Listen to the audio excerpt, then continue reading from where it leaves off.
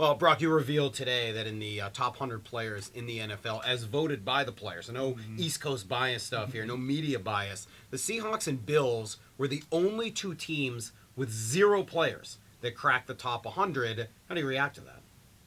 Not terribly surprised when you look at the roster, right? When you look at the fact that was there a Pro Bowl or was there anybody even consideration there? We had this discussion, I think, a couple weeks ago talking about Earl Thomas at safety and that he's pretty close to maybe cracking that top 5 safeties in the league as a playmaker and a difference maker.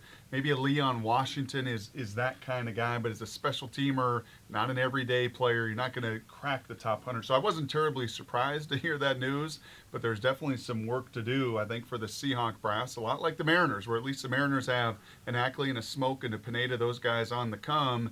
Can a Russell Okung, can an Earl Thomas, can a Marshawn Lynch with a line and a run game and a balance, a passing attack be in that top 100? I think there's some guys that are working their way towards that, but no surprise today. How do you make those changes? I mean, if you're the Seahawks, if you're Pete Carroll, if you're John Schneider, and you've got to field a team there, you're now competing. It's now year 2 of a rebuilding plan that really can't take that long. You don't have that much time. How do you win, and how do you change that if you have zero in the top 100 with only a couple of guys maybe on the way? Two things. You have to develop those young pieces, your top first-round picks through the years. What does that mean when you say develop in football? What does that mean? That means time. That means seasoning. That means experience. That means learning from your mistakes. If you're Russell Okung, you have to be healthy and play every down. If you're Earl Thomas, you can't wear down in the second half. If you're Aaron Curry, the light bulb has to come on. I think it's different for each of those guys. And then secondly, Mike, they've got $39 million or so of cap space to spend. And can that be a Sidney Rice? Can that be a Manny Lawson? Can that be a Deuce Latui? Can that be